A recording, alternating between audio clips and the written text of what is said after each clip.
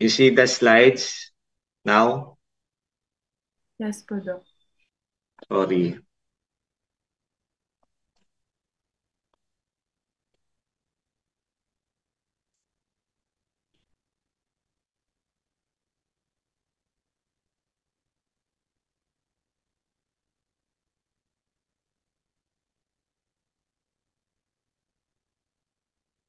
Yan. Okay na talaga? Okay na po, Doc. Can we start now? Okay. If you have any questions, doon na lang kayo sa chat box. Kung wala ngayon, pwede kayong mag-chat anytime basta related sa topic natin. So, as we all know, history will give you around 70 to 80% to arrive at the correct diagnosis. Yan yung tinuturo sa atin sa medical school. So, for the general medical history, we take note of the personal past history, occupational history, nutritional history. We include the review of systems, the family history, sporadic ba siya or may genetic influence, risk factors for possible ischemic heart disease, and influence also on the activity on the patient's symptoms. So, what are the common manifestations of heart disease? So, pwedeng dahil sa ischemia, tapos pwede ring disturbance sa contraction or systolic and diastolic problem sa myocardium, pwedeng obstruction sa blood flow, or yung isang interesting topic, arrhythmia, or even a slow and fast heart rate can be hemodynamically have an impact to the patient. So, what are the cardinal symptoms of heart disease? Alam nyo na to di ba? So, dyspnea is an uncomfortable awareness of breathing. So, if it's sudden, you think of a possible vascular component like obstruction, PE, embolism, pneumothorax, acute pulmonary edema, pag yung nag-heart attack, LV failure, pulmonary edema, di ba? O kaya yung mga acute MR, pwede ring due to pneumonia or airway obstruction. As compared to a slowly progressing dyspnea, it can be due to chronic CHF, obesity, kasi wala namang tumataba in an instant, pregnancy, so ganun din, and bilateral pleural effusion. So if you have an upper airway obstruction, usually inspiratory dyspnea yung manifestation, as opposed to lower airway, more on expiratory. So, pagpapasok pa lang, upper airway yon. Okay? Orthopnea is dyspnea in the recumbent or lying position. It can be found in patients with, again, CHF, asthma, COPD, and diaphragmatic paralysis. So, how about TMD? Ito yung kasama sa major criteria ng CHF, di ba? It usually happens 2 to 4 hours after onset of sleep and often accompanied by cough, wheezing, and sweating. So, nahirapan na siyang huminga. So, it is often relieved by sitting on the side of the bed and it is characteristic of, yun nga, LV failure. It is interesting to note that the dyspnea is preceded by cough. Trepopnea is just dyspnea in lateral decubitus position, while platypnea is dyspnea occurring in upright position. Yan. Kapag yung nagpa-practical exam tayo, lagi tayong may platypnea, di ba? So, chest pain or discomfort? Actually, parehas lang yan, no? Mas delikado nga yung chest discomfort kasi yung chest pain minsan you can characterize or pinpoint pa. Pero when you say discomfort, there's a feeling na uneasiness ka talaga, no? So anyway, Levin's signs is a clenching of the fist in front of the sternum. Di ba? Sikat yung picture. Yan, ito si Michael Deme, hindi pala Michael Demeta to. Yung si Jaime Fabregas, di ba? Kamukha niya. So, again, Levin's sign, no? Clenching of the fist in front of the sternum kasi nasa substernal area yung chest pain usually associated with ischemic heart disease, while anginal equivalents are discomfort limited to the areas that are ordinarily sites of secondary radiation. Yung 'di ba kapag nagra-radiate sa left arm or forearm, lower jaw or feet, neck, and shoulders, pwede ring gastro yung chief complaint like gas or belching or nauseated.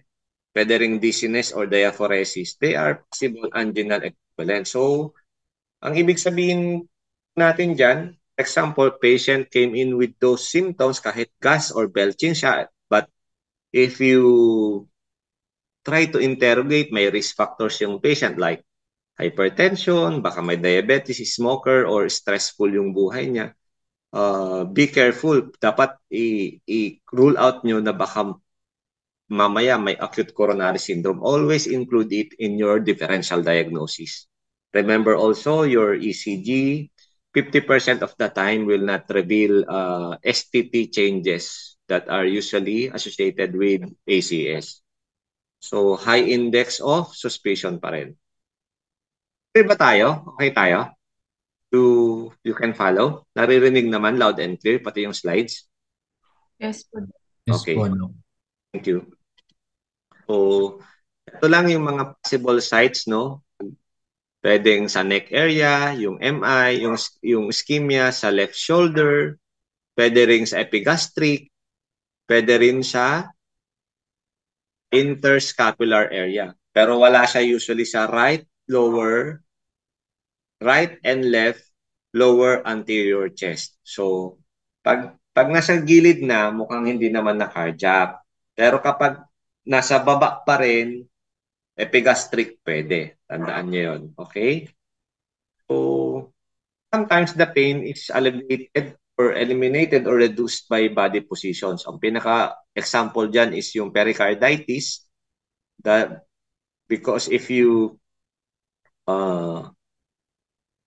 lean forward and the patient sits up and leans forward, nawawala yung pain ng pericarditis kasi lumalayo yung nagkakaroon tayo ng space, yung pericardial space, no, yung pericardial sac.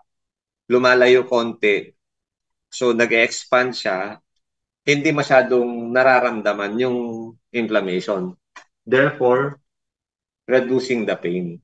So, in acute pericarditis, no, the pain is sharper and is more left-sided than central. Kasi central pag MI. It is often aggravated by breathing. Siyempre, pag nag-breathe ka, more air, less space. Turning, swallowing, or twisting. But it may lessen during if the patient leans forward. Tandaan nyo yun. How about aortic dissection? So, life-threatening to, no? The pain is sudden, severe, persistent, and radiates to the back and into the lumbar area. So, ang difference nila sa MI, yung MI kasi yung pain niya is progressive. Yung habang tumatagal, mas sumasakit siya. Yung aortic dissection naman, sobrang painful sa una tapos halos pawala na yung pain pag siguro nag-dissect na ng tuloy-tuluyan yan. But remember, parehas silang high yung mortality. So how about this? Costochondritis? As the name implies, no, pag sinabi natin costo is cartilage. And then myositis is more of inflammation din ng muscle. So there is both local costochondral and muscle tenderness aggravated by, eto tandaan nyo, moving, so gumalaw siya, or coughing. Yung coughing, there is also movement of the chest wall. So, ang sa cardio kasi, mag-move ka or hindi, steady yung pain eh. Pero sa costochondritis, if you have chest movement, either kahit simpleng coughing lang or inhaling, or yung breathing lang natin, nagkokos siya ng pain. So, wait lang.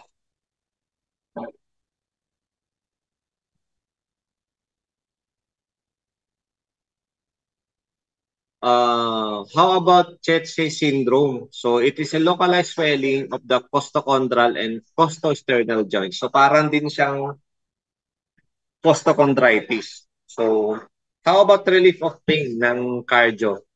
Usually, di ba alam natin ang mga angina, relieve by rest or by if you give nitroglycerin. So tandaan nyo yan ha. Mas delikado yung patient or relative natin na kapag nag-pain sila, natanggal sa nitroglycerin. Baka nagkaka-ischemia talaga yung pasyente. So, cyanosis, both a symptom and a sign. When we say central cyanosis, you think of a right to left shunting or impaired pulmonary function. It happens when you have reduced hemoglobin of 4 gram per DL or 0.5 gram methemoglobin or baka ito lang ang itanong pag autosat natin less than 85%. So as opposed sa peripheral cyanosis, usually pag central may shunting, di ba? Pero pag peripheral, it is due to cutaneous vasoconstriction secondary to low cardiac output or eto na nga, pag sobrang malamig, nag-frostbite o kaya nagba-violet yung kamay natin. So this is an example of central cyanosis and yung isa naman is peripheral cyanosis. Grabe, no? Hindi. So how about differential cyanosis? So think of something na ano ba yung blood supply kasi o saan ba nagsisimula yung blood supply ng pataas upper extremities sa lower extremities natin, 'di ba? Parang ganon. So you will be thinking of your um tawag dito PDA. Remember, kung naalala niyo yung anatomy natin, ang PDA kasi is ang nakakonect sa kabila is just distal to the left subclavian artery. Kung naalala niyo pa kasi 'di ba yung right may brachiocephalic yon tapos yung left is left common carotid saka left subclavian. So distal to that, ang sinusupply mo na is lower extremities. So remember, pag may shunt ka from right to left, so alam naman natin right is unoxygenated pa, di ba? So yung unoxygenated blood, automatic, hindi na siya dadaan sa baga, dediretso na siya distal to your left subclavian artery, which in part yung descending aorta mo, which supplies also your lower extremities, cyanotic siya. Pero yung bandang taas, upper extremities mo, yung mukha mo, hindi. Do you understand, class, yung sa PDA? Hello? Ay, sumagot kayo. Para hindi ako yung kawawang nagle-lecture lang dito ng mag-isa. So, how about concept of cyanosis, no? Usually, pag infancy, meron na agad, you think of a right to left shunt agad or hereditary methemoglobinemia. So, pag 1 to 3 months, pwedeng spontaneous closure of the PDA in the presence of right-sided obstructive and cardiac anomalies. Pag mga 6 months or later naman, pwedeng RVOT obstruction in patients with BSD. But pag yung mga 5 to 20 years old na, ang tandaan nyo na lang lagi is yung Eisenmenger. So pag mayroon tayong Eisenmenger, yung normal na left to right shunt dati, mas mataas na yung pressure sa right, kakashunt kasi. Eventually, when you have, syempre may pressure difference na natin and it will go towards the left, alam nyo na magiging cyanotic yung patient. So, syncope, this is loss of consciousness, no? As a result from reduced perfusion of the brain. So pag sinabi nating reduced perfusion yung brain, ang isang pwedeng differential diagnosis natin dyan is siyempre, ano ba to? Cardiogenic shock ba ito? Nag-arrhythmia ba ito?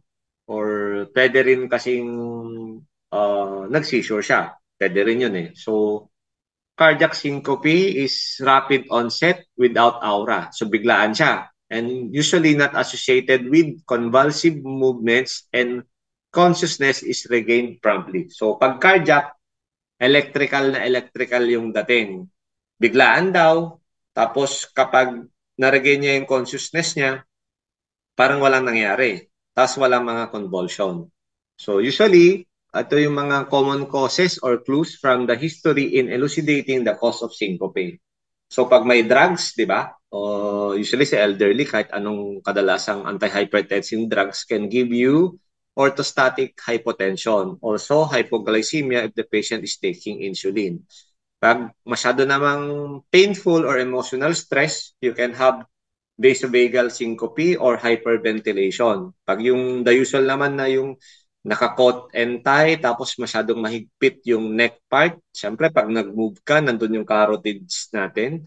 So you can have para siyang na-carotid massage ng left and right. Alam nyo naman yun, hindi pwede, di ba? Sobrang vagal yun. So carotid sinus hypersensitivity. Pag nagkaroon ka naman ng exertion, pwedeng obstruction to left ventricular outflow. Pag upper extremity exertion naman, syempre, pag sinabing subclavian still, lahat ng blood mo papuntang subclavian. So, if it's sudden, pwedeng neurological, katulad ng seizure, arrhythmia. So, di ba, pag electrical, mabilis lang talaga yan, katulad ng VT or fibrillation. Pag rapid, pero parang may aura, vasovagal siya or neurological pwede rin. And then kapag gradual, hypogly and hyperventilation. So, position at rest, syempre yung orthostatic, kaya nga may orthostatic kasi usually from supine, biglang tatayo itong mga to. Orthostatic hypotension ang example nun. Pag prolonged standing naman, vasovagal. Any position, the rest. So, kapag ang recovery mo rapid, sabi natin kanina, cardiac yan. Pero kapag slow, neurological. So, pag merong incontinence, tongue biting, and usually pag may injury, kaya may injury? Neurological.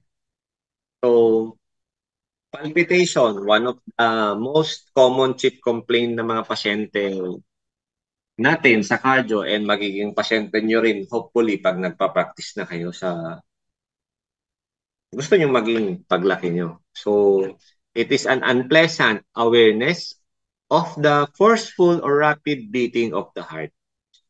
So, any change kasi ng parang biglang bumilis or bumagal ng palpitation, ang heartbeat nyo, ma-perceive nyo yun and it will be interpreted as palpitation. How about edema? So, edema of the legs that is most pronounced in the evening is characteristic of heart failure or pwede ring bilateral chronic venous insufficiency. However, if it is preceded by a weight gain of at least 7 to 10 pounds, more of heart failure yun. Heart failure yun. So, ascites preceding edema. So, ibig sabihin, lumaki muna yung tiyan, malamang cirrhosis yan. Pero, nag-ascites mo, nag-edema muna siya, and then ascites, cardiac or renal yan. So, madali lang naman yung cirrhosis, localized, so tiyan muna yung lumaki. Nocturia is commonly yung ihi ng ihi pag may mga sa gabi na mga CHF patients. So fatigue is non-specific and it can cause also sa mga beta adrenoceptor blocking agents, mga beta blockers. Pero 'di ba isa naman sa cornerstone ng ischemia and heart failure is beta blockers. Yung nga lang pag nasobrahan parang ang dating hypothyroid kayo, sobrang mababa yung adrenergic drive natin. So, the character of the sputum may be helpful in the differential diagnosis. So, naalala nyo to, sa pato pa lang, paulit-ulit na sinasabi. Pag pink na frothy, pulmonary edema. Pag clear white, mucoid viral yan. Pag thick yellowish, bacterial pneumonia. Rusty, pneumococcal. Blood streak, TB, bronchic, pwede ring mitral stenosis, carcinoma, or pulmonary infarction. So when we say hemop, expectoration of blood, either streak or gross na merong dugo. So, This is what are the three methods of assessing cardiovascular disability? Ito yung ang common na ginagamit natin is yung NYHA, so, or your New York Heart Association Functional Classification. So sa NYHA, so pag sinabing one, may cardiac disease but without limitation of physical activity. So yung ordinary physical activity, walang siyang nararamdaman. So parang normal lang siya. Pero tandaan nyo lang to, na lahat ng nilalagyan natin ng NYHA, dapat yung may cardiac disease lang, di ba? So, pag sinabi natin class 2, again, patients with cardiac disease, tapos yung ordinary activity, it will cause them some sort of fatigue, palpitation, or dyspnea. O, ito, pay attention, class. Pag sinabi nating NIHA 3, ang keyword dyan, yun, yung naka-highlight, less than ordinary physical activity. So si 2, ordinary physical activity lang sila nagkakasymptom. Pero si 3, kahit less than ordinary activity, may symptom na siya. Tandaan niyo yan ha, laging lumalabas yan sa exam. Yung 4 kasi, forget it. They even at rest, may pain siya. Okay. So, more or less, ganun din kasi sa Canadian Class 2. Tingnan mo, sa class 2 ng Canadian, slight limitation. Yung 3, mark limitation. So, mas mahirap uh, gamitin yon. Kaya more or less, ang ginagamit talaga natin is yung NIHA. So again ha, pag less than ordinary, NIHA 3. Pag ordinary lang, NIHA 2.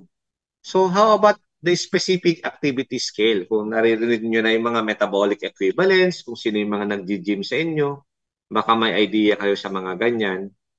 Anyway, usually kasi, oops, ang usual na ginagamit natin na activities around 6 or 7. Kaya nga, ito, patients can perform to complete any activity requiring more or less 7 metabolic equivalents. Ano ba yung mga yon?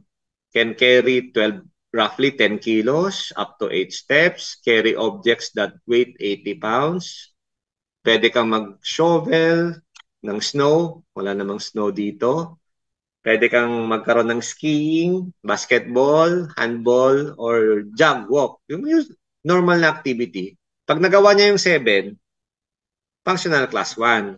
Pag less than 5 na, ang nagagawa niya, class 2. O, for the boys, baka gusto nyong maging interesado, you need at least 5 METs para magkaroon ka ng sexual intercourse. Pero kung ang ka-sexual intercourse nyo, immoral kayo, mga kabit nyo or the other woman, kailangan ng 6 metabolic equivalents. Dapat daw, mas malakas kayo pag iba. Naintindihan nyo ba yon? Hello? Diyan pa ba kayo? Yes po, Doc. Oh, wala. Matulog na lang kayo. Sige. Bahala kayo. So, next is the physical exam of the cardiovascular system. Medyo mahirap kasi yung lectures ng medicine, no? Kasi short yung time, kaya as much as possible, you take note. Kasi yun yung mga, more or less, yung ine-emphasize, yan din yung maalala namin pag gagawa kami ng exam. Okay? So when we say abdominal localized obesity, so ito yung central obesity, no? Ang normal kasi is 0.7. Once na nagtaas ka diyan, mga 0.85 and above na, pwede ka nang magkaroon ng possible adult onset diabetes or future coronary artery disease. So yun pa lang, malaki na yung tiyan. Oy, magiging pasyente ko na yan. Ganun ang isipin nyo. Ngayon, when we say Marfans naman, ito yung, di ba, long extremities, tapos arachnodactyly din. So, kung naalala nyo, di ba, ang naano dyan si Abraham Lincoln, sabi nila may Marfans daw. So, how about Cushing's, truncal obesity and rounding of the face? So, when you see Aiza Sagera, no, si pinauso niya, di ba? Bobbing of the head. Oh, by the way, ano to? Opening part si Aiza Sagera sa concert mamaya ng Alanis kung may manonood sa inyo. So, dapat bilisan natin yung lecture ha, kasi baka maulan. So, severe AR, bobbing of the head or the Demoset sign, myxedema, sa hypo ito, no? It's dull, expressionless face, and earlobe crease. Kapag yung nakita nyo yung ano nyo, earlobe nyo, dun sa may part na hinihikawan natin, alam nyo naman yung crease, di ba? Yung parang parang may guhit or something. So it occurs more frequently in patients with CA10. So ito ulit, yung waist to hip ratio, no? Ang normal kasi is 0.85 in males. And then kapag pataas na siya ng pataas, yung risk natin katulad ng DM and coronary artery disease magse-set in. So, Kearns-Sayre syndrome, external ophthalmoplegia, sorry, hindi ko alam kung may pictures yung iba, mahirap din ito. Huwag yung masyadong i-memorize yan kasi talagang pagkatapos ng exam nyo, makakalimutan din nyo yan. Ptosis and complete heart block. Pag exophthalmos, alam naman na natin, pag luwa yung mata, ang isa sa mga iniisip natin is hyperthyroid. Pwede ring cause yung hyperthyroid kasi ng high output cardiac failure. Pag pulsatile naman, hirap siguro ito, no? Malaki na lang ngayong mata, nakikita mo pa nagpapalsate-palsate. So, pwede daw sa severe TR. Pag blue eyes, blue sclerae, kala natin maganda, no? Kasi blue, meron pala siyang osteogenesis imperfecta. Pwede ring aortic dilatation. Siyempre, pag yung aorta natin nag-dilate, it comes to your mind kagad na may regurgitation, parang sa Marfan's yan mamaya. And possible, pag nag-dilate, aneurysm, pwede kang mag-dissect. Okay? How about Roth spots? Automatic yan sa IE. So, cyanosis, sinabi na natin kanina. It can be central or peripheral. Lentiginous. So, ito yung sun-exposed area na meron kang macular lesions. So, pwede daw siya sa may pulmonic stenosis and HOCM, hypertrophic cardiomyopathy. Pag San Thomas naman, more on xanthophyll, di ba? Tama ba yun? Cholesterol siya. Over the overlying tendon. So, ito, yung exophthalmos, isipin mo yan pag nagpapalsid, di parang lumalabas-labas siya, TR din siya. Roth spots naman yung isa sa infective endocarditis. So, ang arcus senilis, di ba? Sabi natin arcus is arch or something rounded. Pag senile, di ba? Pag sinabi natin senile, matanda na. So, eto kasi common endong elderly. Nakikita mo yan eh, yung parang nagkakatarata siya. So, santelasma, yung yellow dun sa may taas ng eyelid. Santoma, yung mga bukol-bukol, parang gout. So, eruptive santomas in dyslipidemia. So, para siyang pimple lang, no? Sorry. Ang hirap ng derma. Pare-pares na ng lesion sa akin. So, how about this? Yung mga syndromes. Pag sinabi natin kasing Holt Oram, hand and heart yan. So, parang heart and arm, di ba? Heart. Basta, kasama niyan is ASD, yun yung cardiac manifestation. Pag sa skeletal naman, sa arm, usually may extra finger. How about Quincke's sign? So, alam ko sa PD, pinag-aralan nyo yan eh. So, AR siya. So, dalawa ng AR natin, no? Demoset saka Quincke's sign. Differential diagnosis, nag-usap na tayo tungkol dyan kanina, yung PDA. So, clubbing, no? So, pwede rin dahil sa infective endocarditis or dahil meron kang central cyanosis. So, yung sa ulit, IE, pag may Osler nodes, tender. Purplish, dahil sa microemboli. So, syempre, lahat naman ng embolism masakit eh. So, It is common in the pads of the fingers or soles. Pag Janeway lesions naman, raised, non-tender, pero hemorrhagic as opposed sa Osler's nodes, purplish siya kasi may may tao dito. Merong embolay eh. So, slightly raised non-tender, Janeway. Pag tender, Osler. Splinter hemorrhages, yung minsan pag yung naipit yung kamay nyo, may nakikita kayong parang maliliit na hemorrhages. Minsan binibilang-bilang nila yun or ano, parang sinasabi nila malapit ka na mamatay pag may ganun ka. Kaya no, yung mga ganyan, guhit-guhit. Ayan yan. O, Osler's nodes, nakita nyo, medyo violations.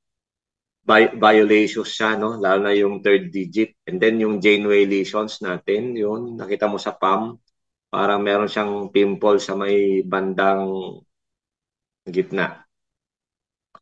So, fundoscopic exam, siyempre sa PE nyo ulit yan, hahanap ka ng endocarditis, atherosclerosis, hypertension, and DM. So, Down syndrome.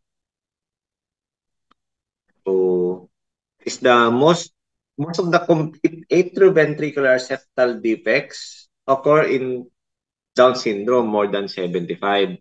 Pag partial naman, 90%. And then, pag meron ka ding atrioventricular septal defects, there's a chance na may Downs yung pasyente mo ng 35. So, kawawa sila, no? May talagang butas sa puso itong mga Down syndrome. So, how about Marfan?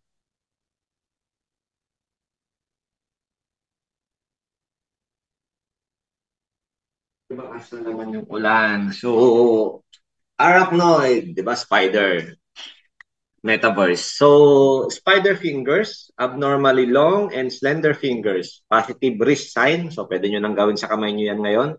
Yung wrist sign, di ba? Yung overlapping of the thumb and fifth finger around the wrist. So, try nyo. Parang nagsusukat kayo ng relo. Tapos pag positive thumb sign naman, protrusion of the thumb beyond the ulnar aspect of the hand when the fingers are clenched over the thumb in a fist sign.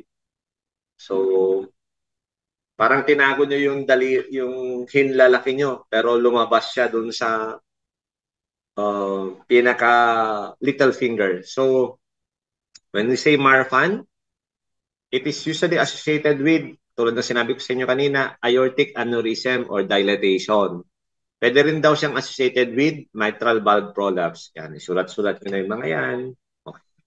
So, pwede ka magkaroon ng subluxation of the lens. O, ito yung, hindi ito wrist sign eh. Thumb sign yan eh. Di ba? So, ito yung Marfan, no? Nakita nyo naman yung aorta. All the aortic root. Busog na busog. Ang laki niya. So, yung nakita yung parang bulate na nasa harapan, that is your right coronary artery supplying the most of your SA node and AB node saka yung sa right ventricle. So, ito, pinaka-popular na tao na may possible daw na Marfanoid, si Abraham Lincoln, no? Ulit, pwede siyang may aortic aneurysm. So, sinabi natin kanina, paulit-ulit, pag meron kang aortic aneurysm, meron kang dilatation, pwede kang mag-dissect. Pag malaki yung aorta mo, meron kang regurgitation. And it is also associated with mitral valve prolapse. So, ito yung Ehlers-Danlos naman, webbing of the neck. Tapos Holt Oram, ito, may extra na digits yung kamay or iba yung kamay niya. So, Holt Oram ulit, yung sinabi ko kanina is associated with ASD and skeletal deformity. Plus medyo umingay. But can you still hear me clearly? Yes po. Okay lang? Yes po, Doc. Lakasan ko yung volume. Yan. Mas okay? Okay lang? Hindi naging problem yung volume natin? Okay lang Thank po. you. So, Turners naman, no? Usually sporadic, no? But genetic influence, kasi pag sinabi natin sporadic, hindi associated sa family history or genetics, di ba? So, usually, pag Turners naman, coarctation of the aorta. So, kabaliktaran, no? Yung coarct, di ba, ibig sabihin parang may belt or may waistline yung aorta mo. Pag Marfan's kanina, aortic aneurysm. Pag Turners, coarctation of the aorta. Noonans. So, actually, ang dami nito eh. Ako, to be honest, hindi ko rin memorize itong mga to kasi never naman ako nakakita pa and parang wala pa namang reported case sa atin dito. So, well, banggitin ko lang din, congenital heart defects associated with Noonans are pulmonary stenosis, ASD, and restrictive cardiomyopathy. Nice to know lang to. Pag sinabi natin Osler-Rendo-Weber syndrome, yung telangiectasia, usually may mga hemorrhages sa mga mucosa, eyelids, so may telangiectasia. Kasama siya sa HT, hemorrhagic telangiectasia. So, hindi ito kasama sa typo to ha, hindi ito Osler-Rendo-Weber. Ang pinapakita po dito is yung pulmonary uh, fistula. So yung pulmonary artery at saka pulmonary vein nag-join sila. So Ellis Van Creveld syndrome, ang sinasabi lang dito, ito na lang ang isulat nyo siguro. Meron silang ASD kasi common atrium lang sila. So may butas yung atrium, no? May atrial septal defect. Williams syndrome, elinphasie, yun yung associated dyan. Uh, it can be associated with supravalvular aortic stenosis and pulmonary valve and pulmonary artery stenosis are common. So, isulat mo lang dyan pag si Williams syndrome, elinphasie, tapos supravalvular AS. Tanungin lang kasi pag mahirap yung exam, tatanungin dyan kung supravalvular, valvar, or sub. Pero sana hindi naman na. So, when you have a precordial bulge, anong isipin nyo? RV ba o left ventricle? Siyempre, right ventricle. Remember, sa anatomy natin, the most anterior part ng cardio natin is your right ventricle. So, ganun din. Kasi pag sinabi natin precordium, di ba? Yung chest wall part ng puso natin. So, RVH. Pag meron namang shield-like chest, yung, di ba, pectus carinatum, parang ibon, Turner's yun. Pag nauka naman, excavatum and straight back, pwedeng myxomatous mitral valve. Pero kapag diffuse or central precordial heave, lahat na lang may umaangat-angat, global enlargement. When you say global enlargement, ang una nyong isipin actually is aortic regurgitation. Pero dito, ang ginawang example, severe MR. Remember class ha, pag tinanong, what is the biggest heart? Aortic regurgitation. Ang susunod, severe MR. Remember, pag mga regurgitation or insufficiency, ang pinag-uusapan natin dito, volume, kaya malalaki sila. When we say volume kasi, di ba, ang enlargement nun, palabas. While pag pressure ang pinag-usapan natin dito or stenosis, ang hypertrophy nito palabas din, pero remember nagtitiken siya kasi pressure. Remember your heart is a muscle. So when it hypertrophies, ang concentric or sabihin, nagtitiken siya sa lahat ng aspeto. Pero kapag volume lang, nag-expand siya. So, technically speaking, mas malaki yung mga heart ng mga severe regurgitations kesa stenosis. So, PMI, lifts and heaves, alam nyo na yan. Retrosternal dullness, dapat sa lower fourth or fifth rib lang. Tapos liver dullness naman sa physical exam natin, alam naman natin kung hanggang saan lang dapat yung sa liver dullness. So, the arterial pulse no? Ayan, pulso is characterized by a fairly rapid rise to a somewhat rounded peak. So, mararamdaman mo naman pag pinupulsuhan mo yung pasyente mo eh. Di ba? O kaya pag nag-group study ka, or basta ikaw din, pag pinupulsuhan mo yung sarili mo, ramdam mo talaga na bounding yung pulse. So, however, kapag yung pulse mo is small, di ba? Parvus is small, di ba? It is associated with, siyempre, walang dugo, diminished stroke volume. Pwede ring narrow pulse pressure. Or, hindi makadaan kasi high blood ka. Increase in peripheral vascular resistance. Pag hypokinetic pulse naman, ibig sabihin, mahina, walang volume, may LV failure, pwede rin may restrictive pericardial disease. Kasi pag may restrictive pericardial disease ka, since restrictive siya, remember class, hindi ka rin makakapump masyado ng puso, hindi ka rin masyadong magkakaroon ng cardiac feeling during diastole kasi restrictive eh. And then, pag may mitral stenosis ka, well, same lang din yun, diminished stroke volume ka din. So, when you say pulsus, parvus et tardus, small lang nga, late pa, no? It is common sa severe aortic stenosis. Kasi pag may aortic stenosis ka, stroke volume mo mababa. Pag may aortic stenosis ka, it will take time for your blood ejection. Yung ejection time mo is prolonged compared sa walang bara. Di ba? Kung walang bara, mabilis lang ang traffic.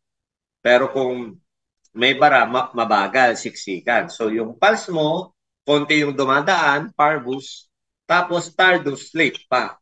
How about yung kabaliktaran, hyperkinetic pulse? So it can be, again, mitral regurgitation naman, BST, because of the added volume, or complete heart block.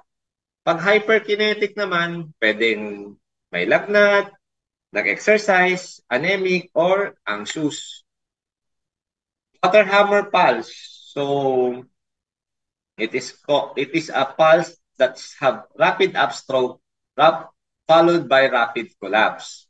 So ganyan tayo eh pag mag-aaral tayo sabihin mo mag-aaral na ako mabuti. O di ba?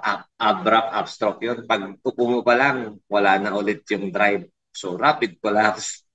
So common 'yun pag may PDA ka and peripheral arteriovenous fistula. How about Bispherian pulse? So, dalawa siya. So, ang meron nun, pag meron kang aortic regurgitation. So, take note nyo yan. Pag Bispherian, pure aortic regurg. Kapag pulsus parvus et tardus aortic stenosis. O, di ba? Ganun mag-aral sa part na to eh. Tapos, pwede rin yung Bispherian pulse kapag meron kang HOCM or your hypertrophic obstructive cardiomyopathy. How about dicrotic pulse? Two palpable waves, one in systole and another in diastole. So it denotes a very low stroke volume, which is noted kapag meron kang severe heart failure, hypovolemic shock, and cardiomyopathy. Ano ba itong nakalagay dito? Cardiomyopathy. Tignan nyo na lang. So, pulsus alternans. So, as the name implies, yung pulse mo, alternating. Sometimes stroke, sometimes weak. It is a sign of severe depression of the myocardial function. Bigeminus, alteration of pressure pulse amplitude caused by premature ventricular contractions or PVCs, may arrhythmia. So, nag-alter yung pressure and pulse amplitude mo because meron kang premature beat. How about pulsus paradoxus or your paradoxical pulse? So, usually kasi when we inspire, di ba, dapat bababa ang iyong pressure. Kasi lalaki yung room eh. So, usually, hindi lalampas ng 10. Pero but it is more than 10, no? Yung magic number 10, you can have cardiac tamponade or airway obstruction. So, ito yon. Normally, when we inspire, bababa yung pressure mo by 10. Pero yung lower bottom, lumampas siya ng 10. So, Ito, is lang. Bounding and prominent. Pwedeng hypertension, hypermetabolic states, or PDA. Corrigans or water hammer pulse, aortic regurgs. Low amplitude and delayed, no? Parvus et tardus yan, aortic stenosis. Bifid pulse, hypertrophic cardiomyopathy. Some examples lang to, ha? Bifid ulit, with normal or delayed rise. Medyo mahirap. Combined AS and AR. So, how about the JBP? Nalala nyo si JBP, si ACDXY, no? So, class wait lang ha, may tumatawag lang. Saglit lang po.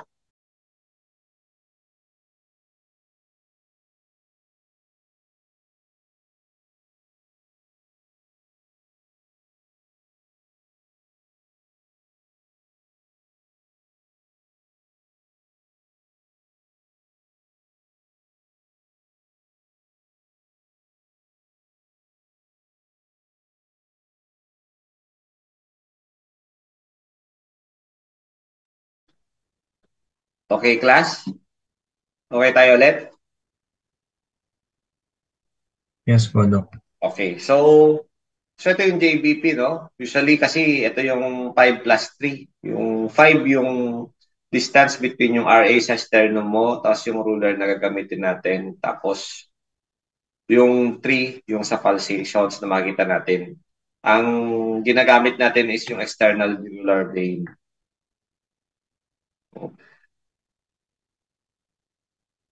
Yan. Ito yung 5, 45 degrees. Ito. Tandaan niyo po ba to? So, yung A, dali lang, atrial contraction. Di ba?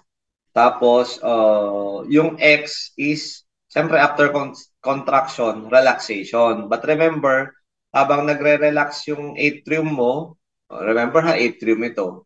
Siyempre, yung right ventricle mo, magkocontract yan kasi systole yan eh. Pag sinabi kasi natin systole, diastole, we are always pertaining sa left and right ventricle. So, magkaiba. So, yung atrial systole, di ba, yung atrial contraction. So, yan yung A wave. Yung X wave, atrial relaxation, but how? When your atrium relax, remember yung ventricle mo, RV mo, nag-contract siya. That's why you will produce your C, or that's the bulging of your tricuspid valve into the RA, no? So, V stands for volume when blood flows into the RA during ventricular systole. So, pag nagsisystole yung ventricle, yung atrium mo, nagdadiastole siya. And then Y descent is pressure decline because of nasaan na? Lipat natin. Nag-open na yung tricuspid valve mo. And then H is relatively slow filling of your RA and RB. Diastasis, almost mag-i-equal na sila. So,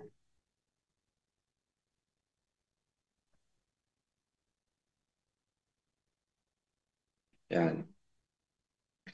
You have elevated JBP, mga differentials nyo, kung may right-sided heart failure, pag meron kang superior vena cava syndrome, pag meron ka ring tricuspid stenosis. Siyempre, pag may tricuspid stenosis ka, di ba?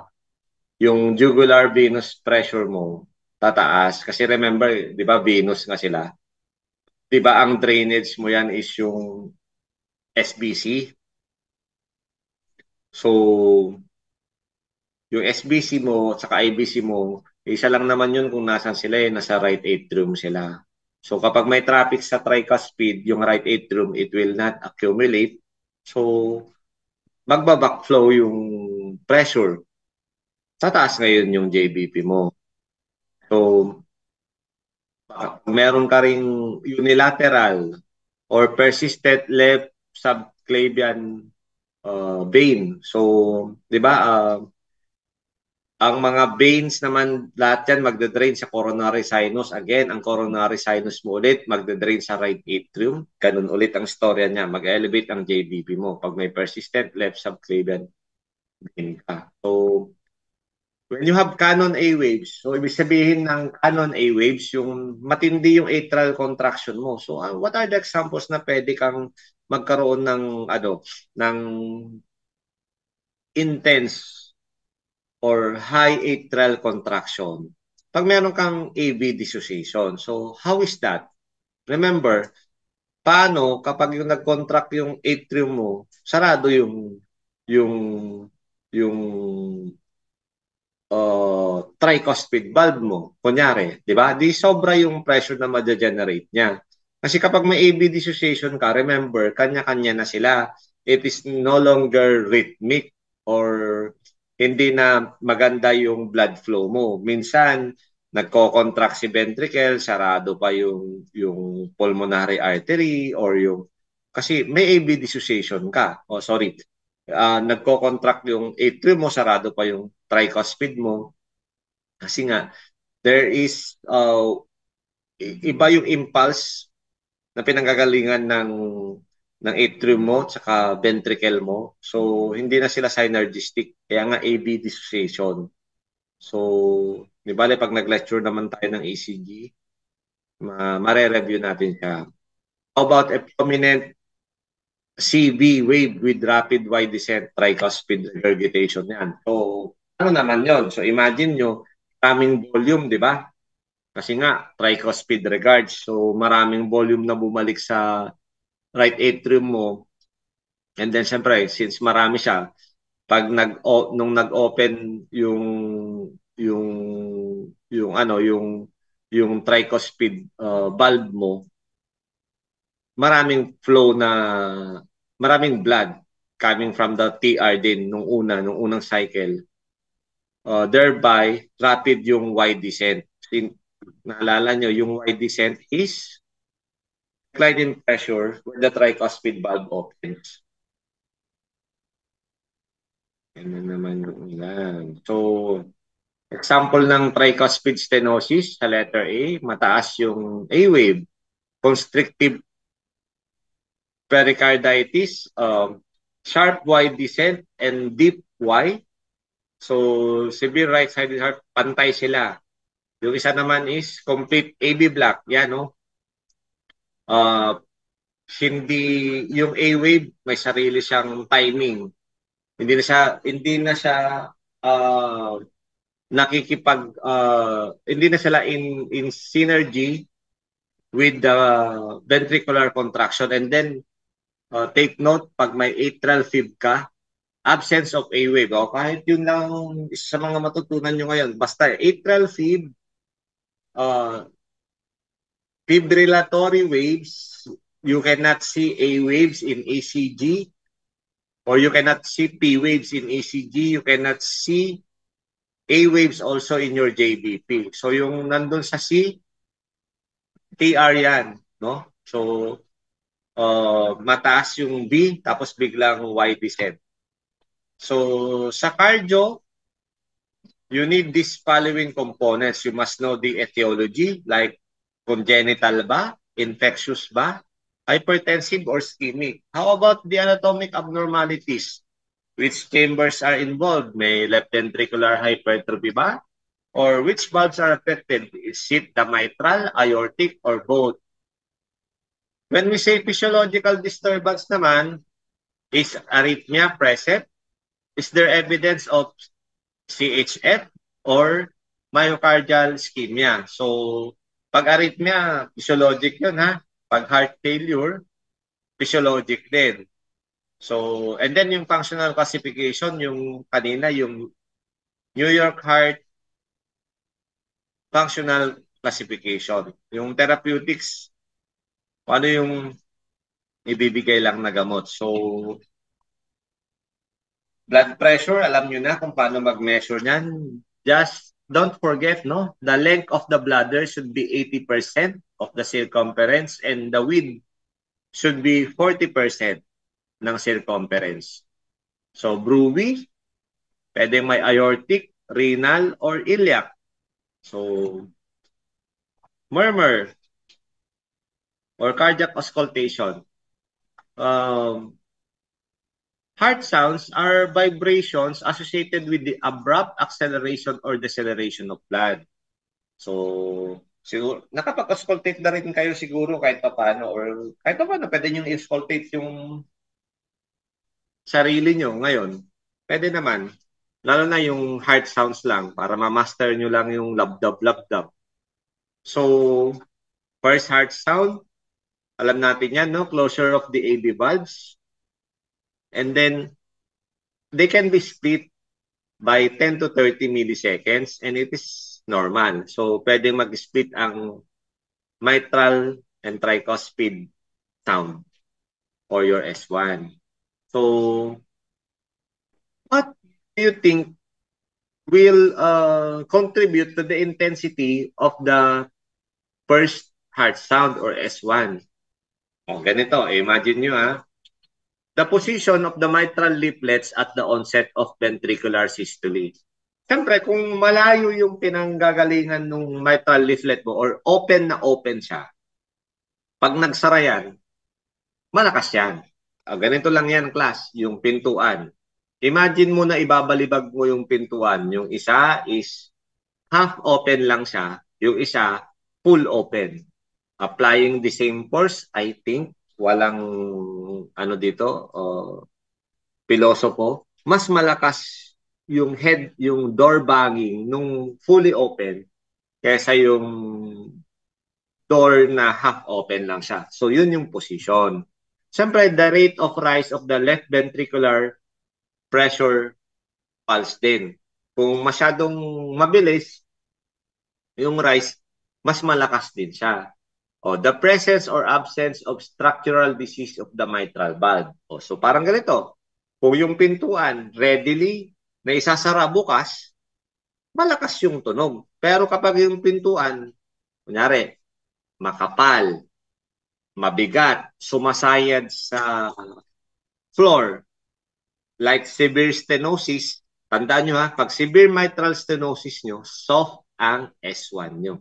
Pero kung mitral stenosis lang, tignan natin mamaya, may mga lecture na maririnig nyo, increase in first heart sound. Pero pag severe mitral stenosis, hindi na gumagalaw yung mitral valve nyo. So, wala ka nang maririnig na door banging. So, of course, the amount of tissue, air, or fluid between your heart and your ears, yung stethoscope. So, loud S1. Kailan siya loud? Pag tachycardic kasi your diastole is shortened. If you have high cardiac output, and then ito. Sinabi dito, may mitral stenosis, loud S1. Correct yan. Pero kapag merong choice na severe mitral stenosis, wrong yon. Kasi ang severe mitral stenosis, soft yung S1 mo. Okay? Tapos, kapag meron kang short PR interval, anything that will shorten your cardiac cycle, can be tachycardia, PR interval, will increase your S1. Yan, tinatanong kasi yan. So, soft S1, ito naman yung isa, medyo common sense lang kasi kapag may poor conduction ka of the sound through the chest wall, syempre soft S1 yan. Kung medyo mabalahibo, hairy, mataba, di ba? Hindi mo talaga narinig, soft S1 din yon, di ba? Pag there's a slow in pressure pulse, di sinabi ko kanina, pag mabilis, di ba? Loud yun. Pero kapag mabagal, soft yun. Kabaliktaran ng short PR interval, long naman ito. So, long PR interval, soft. So, pag may MR ka, kanina MS, ito MR naman. So, anterior mitral leaflet is immobile, no? Because of rigidity, matigas, and calcification. Matigas din, calcification. Even in the presence of predominant MS. So, yun yung sinasabi ko. Mali lang kasi yung term, predominant lang. Pero anyway, pag severe MS ka, since it is rigid and calcified, immobile, wala kang S sound, S1 na sound. How about widening of the S1? O, memorize nyo na lang to. Pag may CRBBB ka, may widening ka ng S1. So, reverse splitting naman ng S1, ibig sabihin, nauna yung tricuspid mo kaysa mitral na nag-close. So, may be present in patients with severe MS, left atrial myxoma, or LBBB. I think kung hindi nyo masyadong maintindihan, ulit-ulitin nyo, itry nyo isipin bakit may reverse splitting. Kasi kunyari sa severe MS, ang tagal niyang magsara. So, nainis na yung tricuspid mo. Nauna na siya. Kasi severe MS eh. Matagal magsara yan kasi hindi nga siya halos magbukas, di ba? So, pag may left atrial myxoma ka naman, tawag dito, uh, it can further delay because of the anatomical problem. And then again, ganun, yung LBBB, yung conduction mo din na-delay, electrical component mo na-delay sa LBBB. So na-delay yung sasan ba ang left bundle, 'di ba? Nasan ba ang left? Nasan ba ang mitral mo? Left. Na-delay yung left. So nauna yung right. So reverse splitting kasi 'di ba M1T1 yun, A2P2 kung naalala nyo pa.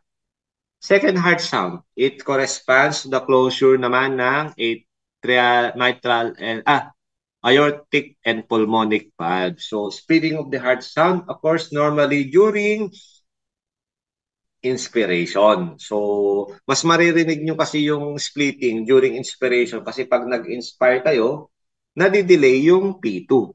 Tama? So, when the augmented inflow into the right ventricle increases its stroke volume and ejection period and thus delays closure of the pulmonic valve. O basta nag-inspire, mas matagal magtrabaho si pulmonic valve, lalayo yung distance ni A2 to P2, split. Tapos, so, P2 coincides with the incisura sa cardiac cycle, di ba? It is separated from the RV pressure, which is yung hangout time. It reflects the resistance to pulmonary blood flow and impedance, characteristics of pulmonary vascular bed. So, if the S2 is prolonged, as in physiologic splitting of the S2 is accentuated, pwede kasing yung RV volume mo may overload. Pag may RV volume overload ka ulit, syempre saan mapupunta yung RV volume? Pulmonic. So pag na-delay ulit yung pulmonic, lalayo na naman yung distance mo from A2. So, S2 is prolonged. Di ba?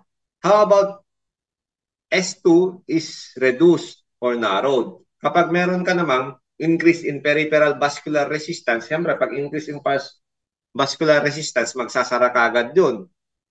Kasi hindi niya na mailabas. May resistance eh. So the hangout time is markedly reduced. So splitting of S2, RBBB. Yung kanina, ano ulit yung RBBB? Widening of S1. So kaya sila, no? Na RBBB. Tayo. So, kapag meron kang pacemaker, meron kang ectopic beats, so pag na-prolong yung RV contraction natin kanina, di ba? Sabi natin, pag may pulmonary embolism or pulmonary stenosis or delayed closure of the pulmonic valve because of volume overload. So, may pulmonary hypertension ka, the S2 may be diminished, normal, or accentuated depending on the cause of pulmonary hypertension. If you have early aortic valve closure naman, bakit ka magkakaroon ng early aortic valve closure? Remember, your blood flow from your LV dapat pupunta sa aorta. Tama? Tama ba, class? Saan ba pupunta yung LV flow? Cool. Are you still there?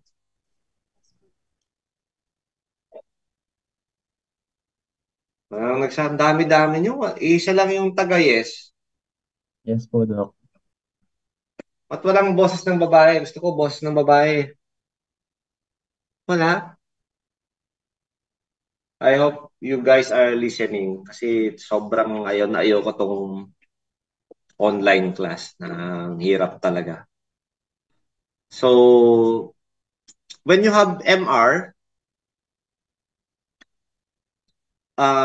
the blood flow from your LV, hindi lang siya pupunta sa LV outflow tract or papuntang aorta. Babalik siya sa left atrium, kaya nga mitral regurg.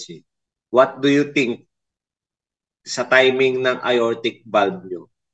Is it early or late? Magiging early siya kasi wala na siyang gagawin eh. Natapos na kaagad yung LV emptying mo kasi hindi siya pumunta lahat doon sa dapat niyang pupuntahan, may bumalik kay left atrium. Okay? So, fixed split, tandaan nyo lang lagi, ASD. So, in ASD, there is a fixed splitting because the proportion of the right atrial filling contributed by the left atrium pag nag-septal defect and the vena cava varies reciprocally during the cardiac cycle. Nagpapalitan lang sila. So that atrial inflow remains relatively constant. Kaya fixed splitting siya kahit huminga ka pa ng malalim.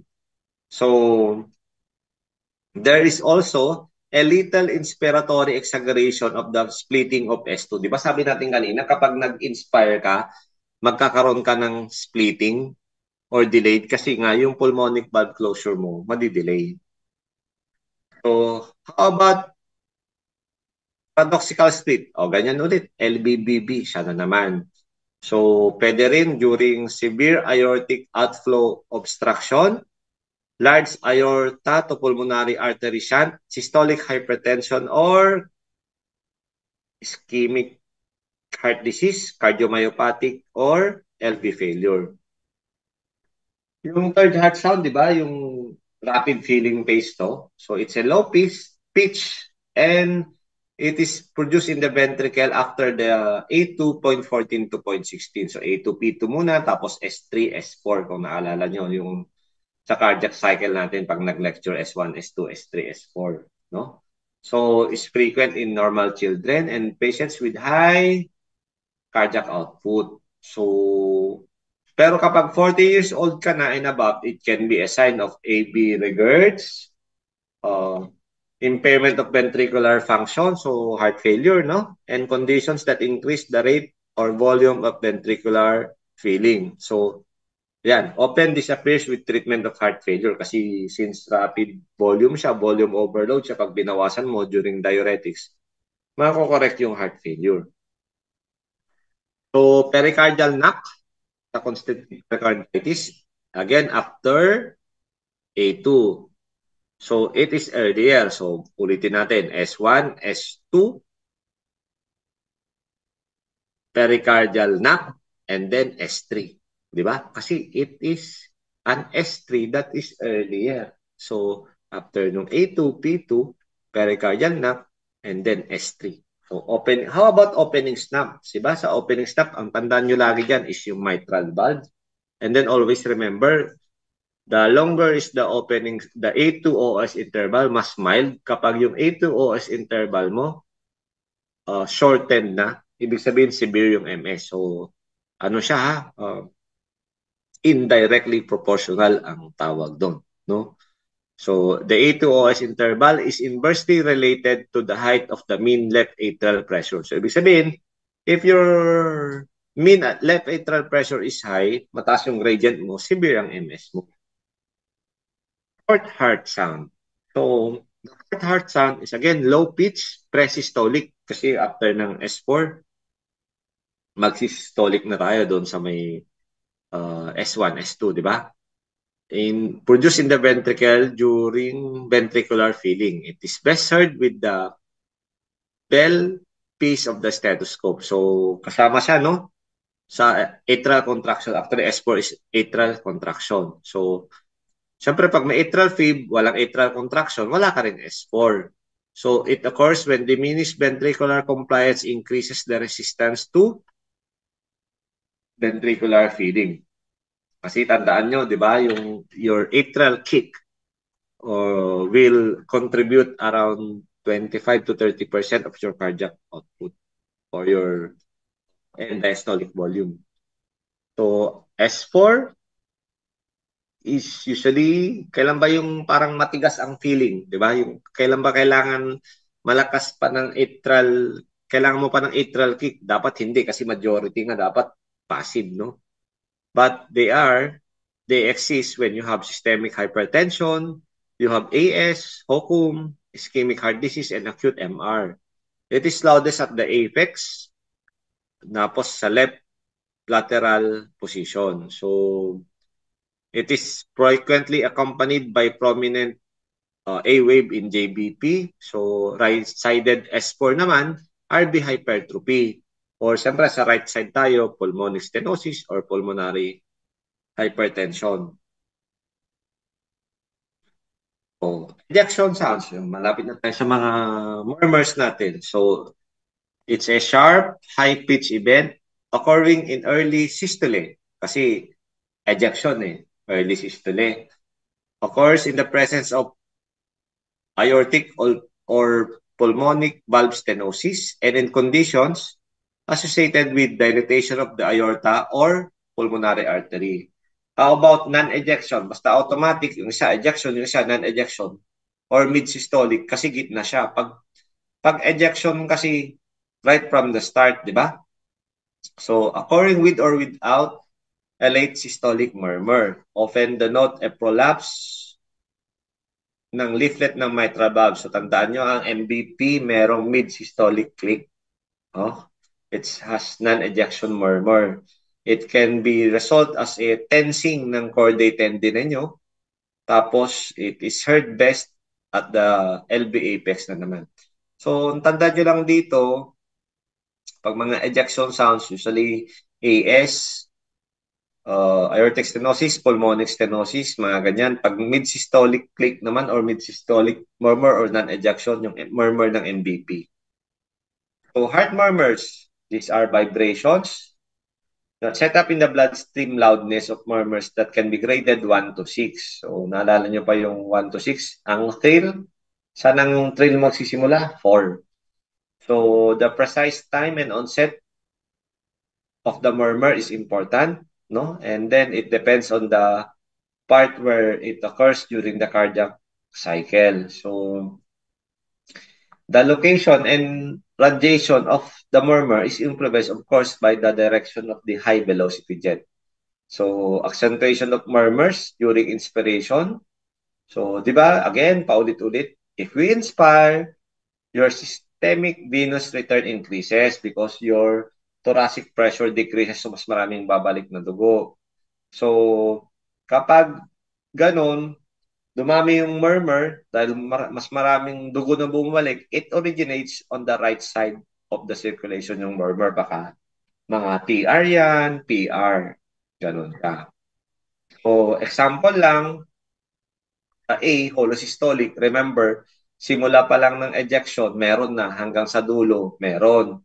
Sa mid-systolic, if you look closely, dun lang siya sa may bandang gitna. Middle part lang siya.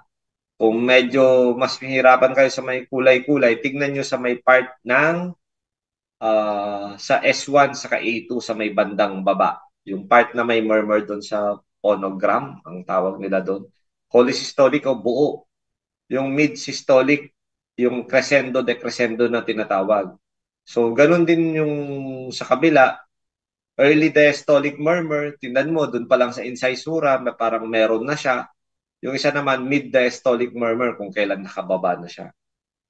So, Valsalva. Ano ba yung Valsalva? Yung tiire ka, no? Tapos sarado yung glottis mo. So, remember, pag nag-ano ka ng Valsalva, anong mangyayari? Nagkaroon ka ng pressure sa loob ng dibdib mo. Pag mataas ang pressure, wala kang volume, di ba? Hindi kasi pwede magsama yung dalawa eh. Pag masyadong mataas yung pressure mo, your right and left ventricular filling, which is affected by your ventricular preload, is diminished.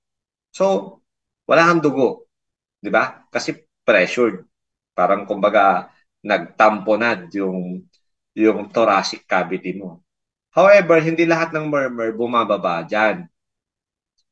Except for the hypertrophic cardiomyopathy. Remember, yung murmur kasi ng hypertrophic cardiomyopathy, the more na walang laman or walang dugo or parang underfilled yung left ventricle mo, mas malakas yung murmur ng hypertrophic cardiomyopathy mo. Mas na-exaggerate siya. So, siya lang na natutuwa sa decreased in ventricular filling. Yung hokum saka late systolic murmur ng MVP nag-i-increase during Valsalva maneuver. However, the murmur due to a flow across a normal obstructed semilunar valve pwede rin tumaas after a PVC. So, ganito. Kung naalala nyo pa, di ba, meron tayong tinatawag sa ECG na normal, regular rhythm. If you have a PVC, it will come before the expected timing ng regular rhythm mo. Let's say ganito. Kunyari, imagine, eto, mag-isip kayo. Every 5, nagkakaroon ka ng QRS. Okay, so may QRS ka sa 5, 10, 15. Di ba? Ngayon, kung meron kang PVC, from 5, 8 pa lang, meron ka ng contraction. Ngayon, kung 8 plus 5, 13 dapat yung susunod, di ba? Pero no. Kasi meron tayong tinatawag na obligatory compensatory pause. So, since ninakaw ni PBC yung 2 seconds, kasi nag-premature na siya kagad, ang susunod na 15 pa rin. So, yung interval mo from 8 to 15 is 7 as opposed sa 5. So, ulitin ko. 5, nag-PBC sa 8.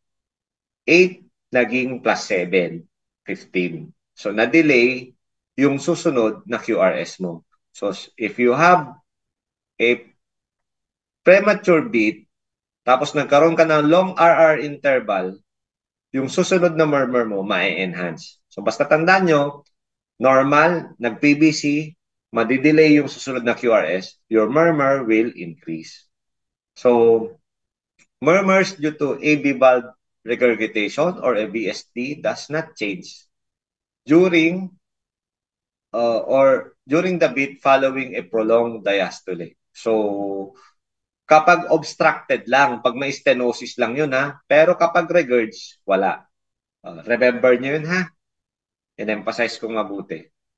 So, standing. So, pag nag-stand pa, yun din, mas mabagal yung blood returns mo. So, again, kapag, di ba, sino bang ayaw ng mga,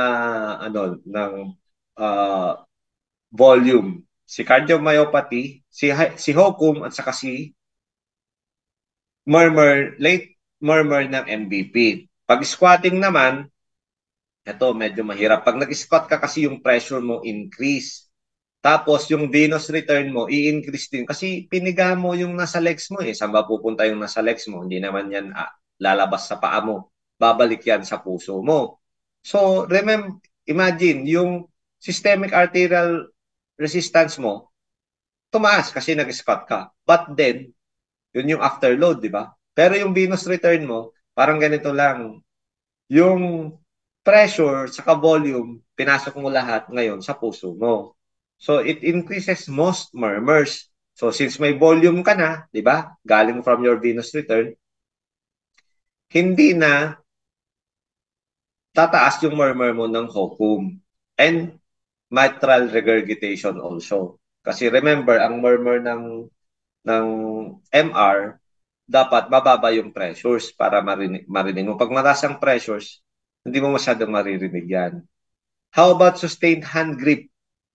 It will increase your systemic arterial pressure. O, di ba? Pag nag-hand grip kayo, may pressure sa kamay nyo. So, pag may pressure sa kamay nyo, mataas ang BP nyo. That is your systemic arterial pressure and heart rate. So, it will diminish your AS or hokum. Kabaliktad lang talaga lagi yung hypertrophic cardiomyopathy. How about amyl nitrite? So, ano to? It reduces your blood pressure. So, reduces your systemic arterial pressure and increases blood flow. So yung murmur mo ng mga valvular stenosis mo, magdi-decrease. Kasi nga, bumaba yung pressure eh. So hindi masyadong mahirapan yung blood flow. Kasi free flowing lang siya. Pero yung murmur mo ng AR sa MR, bababa. Kasi since mababa yung pressure, there is no pressure driving your AR or MR going back sa anong tawag doon? Up saka down yun eh. Hindi na siya babalik ulit sa dati niyang pinanggalingan. Kasi nga, there is less resistance because of your amyl nitrite. No? So, ngayon, yan, tinaasan mo yung BP mo ng around 20 for 5 seconds. Siyempre, yung murmur mo sa left-sided lesions, tataas siya. Kasi regurgitante. Remember, kapag mataas ang pressure mo sa periphery, lahat ng regurgitant mas takot, ayaw bumaba. Babalik sila sa AR mo, babalik sa LB, si MR mo, from LB babalik sa MR. Nagets nyo? Kasi pag amyl nitrite, sinabi maluwang, walang nanghuhuli, mababa yung resistance. Kaya yung murmur mo ng AR sa MR, bababa. Pero nung nag-inflate ka, uy, may resistance. Anong gagawin ni AR at MR? Mas lalo silang matatakot, babalik sila. So, when we say holosystolic, no? So, simula pa lang nandun na. Example nila is yung MR or TR, BSD, and SHANTs. So, murmurs of MR and BSD are augmented by transient exercise, di ba? Sinabi natin kanina, pag mayroon kang increase in peripheral resistance, yung murmur mo sa MR sa AR, tataas din siya. Tapos kapag nagbaba ka naman ng systolic pressure, syempre walang resistance, katulad ng inhalation of amyl nitrite, bababa siya. So the murmur of TR that is associated with pulmonary hypertension, all increases, di ba? Lahat ng murmur nag-increase sa right. Napag-usapan natin kanina, ano yun eh, cheat code yun eh, except for the murmur ng hokum saka tawag dito, mitral valve. Ganun din siya. So not all patients with MR or TR and BSD have holosystolic murmur. Remember, trivial MR, pag sinabi natin trivial, no, very small. Actually, negligible. Some will label it as normal. Can be detected by 2D echo, ito yung Doppler. So, pag may MR ka, 45% or roughly 50%, no? So, ibig sabihin nun, 50-50. Pwede kang may sakit sa MR, pwede rin wala. Pag TR, kahit 70%. Yung chance mo na may sakit pag may TR ka, 30% lang. Pag PR, lalo na. Almost 88% normal siya. Ibig sabihin nun, 12% lang yung chance mo na may sakit kung ang lumabas sa 2D echo mo, pulmonary regurgitation. So, mid-systolic, ito yung karamihan, no? Mga aortic stenosis. Yan. Also called systolic ejection murmurs. Ito yung diamond shape, crescendo decrescendo, no? So, it starts shortly after S1 when the ventricular pressure becomes high enough to open the semilunar valves. Magkakaroon ka ng ejection and then the murmur gets louder. As ejection declines, siyempre wala na rin murmur, magsasara na rin siya. So, ang common dito lagi. Valvular or subvalvular obstruction. So, ito yung aortic stenosis. Tapos yan, no, murmur of AS is the prototype of the left-sided mid-systolic murmur.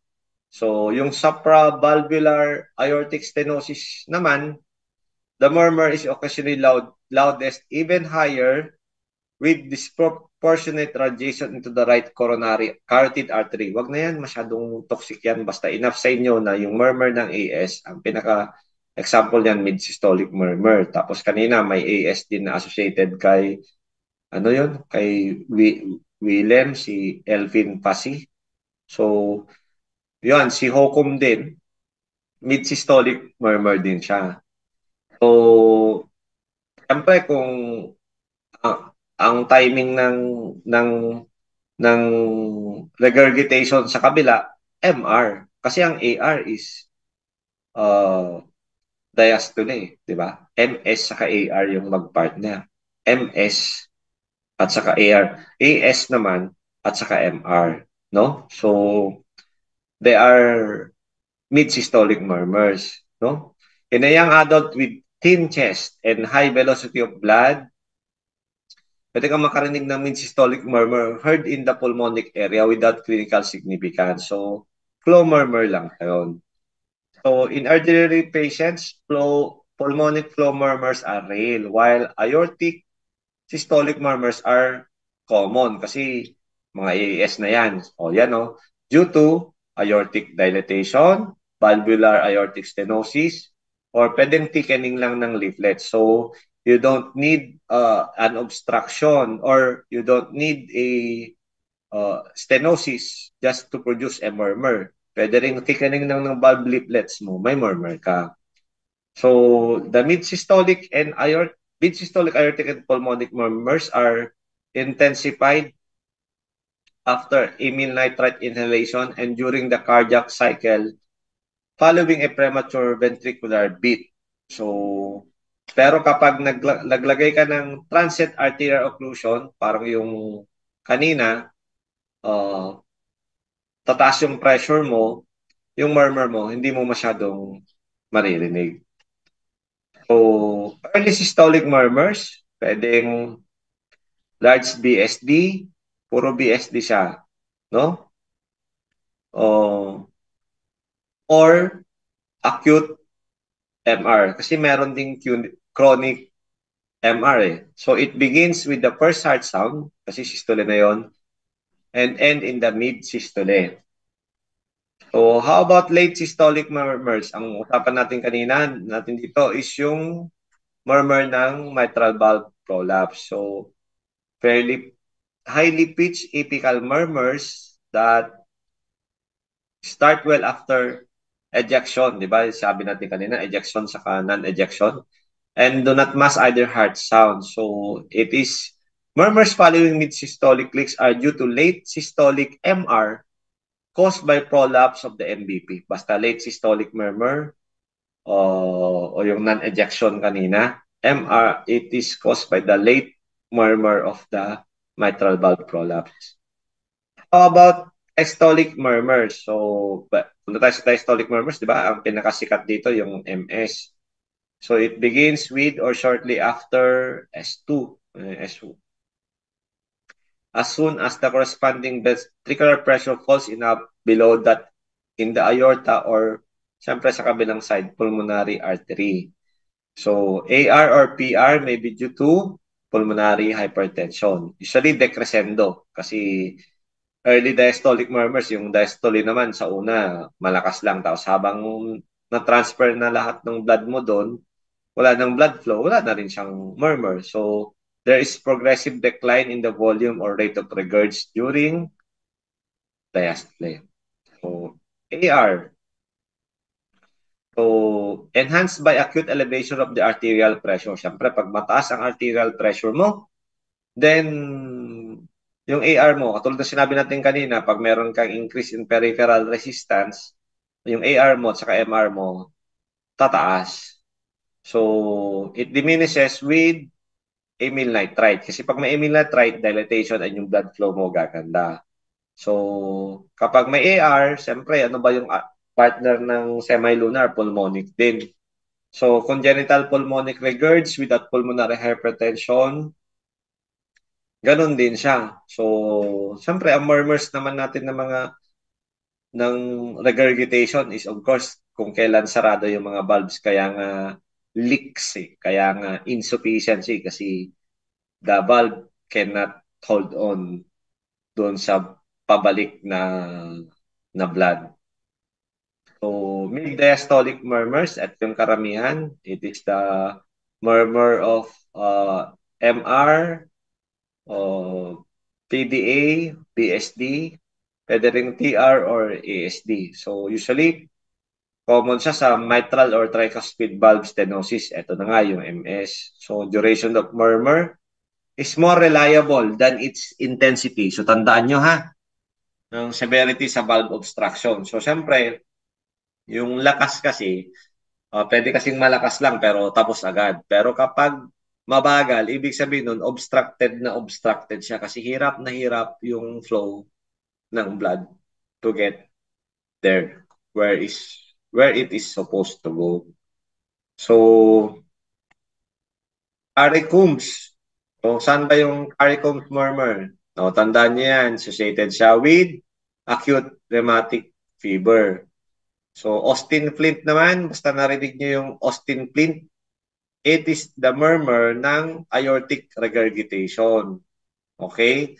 So, yung murmur ng aortic regurgitation mo, tumatama siya sa mitral leaflet. Ganun katindi yung Austin Flint. So, ang Austin Flint, tandaan nyo, is chronic AR. Tinatamaan niya yung mitral valve mo. Therefore, hindi makabukas yung mitral valve para meron kang mitral stenosis. So, acute severe AR, when you have acute severe AR, anong mangyayari? Sobra yung blood flow mo, papuntang LV from aorta. So, since sobra yung LV diastolic pressure mo, magkakaroon ka ng diastolic MR. Di ba? Wala naman kasing diastolic MR. Kasi ang MR systolic. Pero since sobra-sobra yung LA pressure mo, even during diastole, naglilik yung blood mo doon sa mitral valve. So, nagkakaroon ka na ng even during diastole, no? So, close ang mitral valve mo dapat. May MR ka due to the volume overload caused by your severe AR. Systolic murmurs. So, it begins during the period of ventricular filling. Katulad kanina, pag sinabing ventricular filling, di ba? S3, no?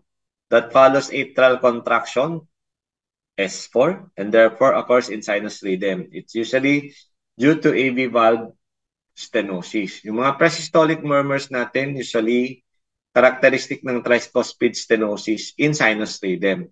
Ang mga common dyan, atrial myxoma. How about continuous murmurs? So, pag continuous murmurs, no? So, ito yung communication between high and low pressure areas that persist throughout the end of the systole and beginning diastole. So, ang common dyan is PDA, mammary suckle, and then ito, basta lahat ng communications na may arteriovenous fistula ka, magkakaroon ka ng continuous murmurs. Ito, pwede rin sa cervical venous hum. So, ito summary lang ito eh. Yung respiration, systolic murmurs ng TR, right side lahat, increase lahat through inspiration. Ulit-ulitin nyo lang basahin yan. Pero ito rin yung summary nung pinagbasahan natin during murmurs. Ako, class, I suggest kasi mag-drawing kayo ng puso nyo. So, dapat isa lang yung mahal nyo ha, para hindi maraming puso ang i-drawing nyo. Tapos, nandun yung chambers, kung kailan yung timing ng closure ng valve, opening ng valve, ganun siya. Tapos yung ACBXY, nandun din sa tabi. Or kung masipag-sipag kayo, pati yung cardiac cycle, ilagay nyo na rin. I think, baka may klase pa kayo. Sorry, 15 minutes din yung nawala sa atin. But if you have any questions, I will gladly answer that next meeting natin. So, patingin naman yung mga pagmumukha niyo. Hindi nga kayo nagpapakita eh. Dapat meron tayong class picture. Attendance, 500 pesos per hour, di ba? Nasaan yun? Hindi ko na makikita. Una, lintik na Zoom na to. Okay, you have class 3 o'clock? Okay. Bye-bye na, 3 o'clock na. Sorry for extending. Bye-bye, God bless. Ingat kayo. May bagyo. Bye-bye. Thank you po, Doc.